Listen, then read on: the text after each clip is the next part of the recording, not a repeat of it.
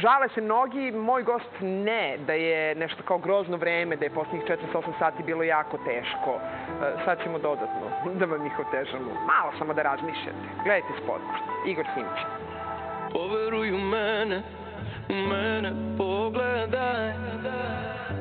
Suza kada krene, u oku sačuvaj.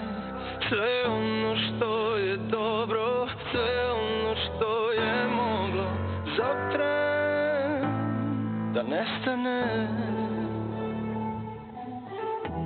Pokrilo je vreme moje tragove, pomerilo stene da dođem do tebe. Sve ono što je moje dao bih za nas dvoje.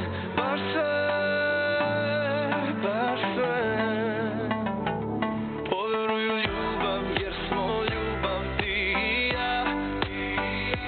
Poveruj u sreću jer je ona deo sna koju živjeli smo kratko.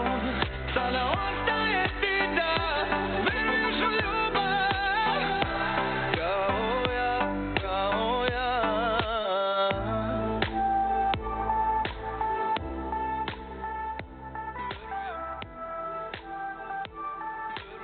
I onda se spot nastavlja, gledat ćete ga još da budem pričala sa Igorom Simićem. Dobro jutro. Hvala što ste tu. Je li jutro za muzičara? Za neke da, ali eto, trudimo se da budemo vredni. Tako da, danas nije. Sve je u redu. Ja kažem težak je dan, kaže Igor nije. A u spotu se dešava jedna teška priča. Spot je teška priča, teška tema, da. Ajde još da gledamo malo, da, kako izgleda to kad se bori za ljubav.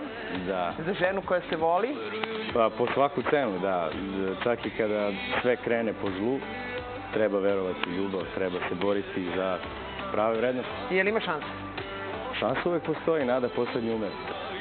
Sa vašim velikim godinama, verovatno, imate tako iskustvo. Dobro sad, da. Za sada je tako, vidjet ćemo kako će dalje.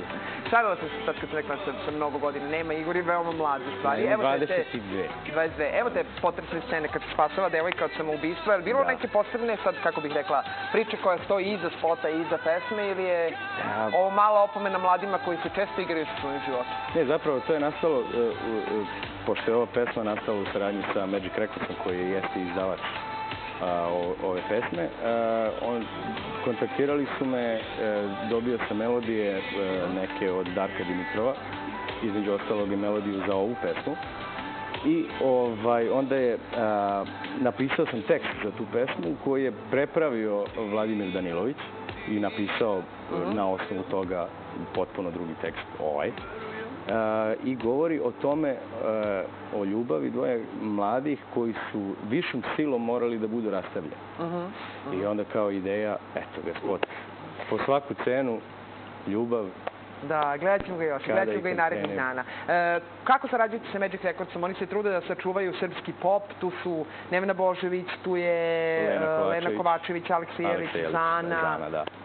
Pa Magic Records je nešto što je definitivno falilo našoj sceni, neko ko će zaista raditi taj posao izdavača pop muzike. Tako da, eto, verujem u ljubav, verujem u Magic Records. Gde se svira za Novu godinu? Drugstore Play, Loco Band, 31.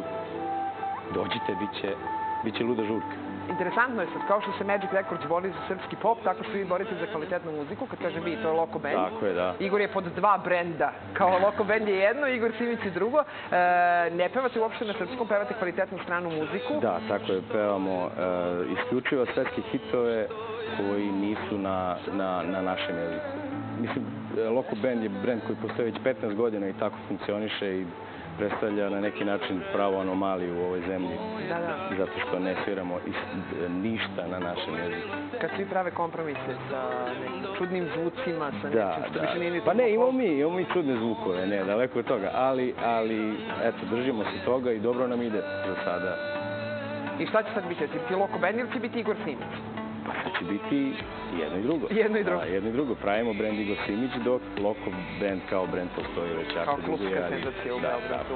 Ok, ja se nadam da će u Beogradu biti više klubova u kojima će se slušati dobar srpski pop, kao što je ovo što vi radite. Takođe, i ovi koje smo pomenuli.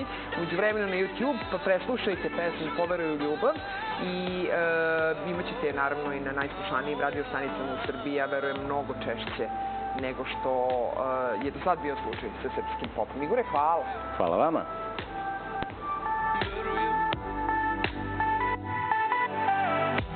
Pokrilo je vreme moje tragove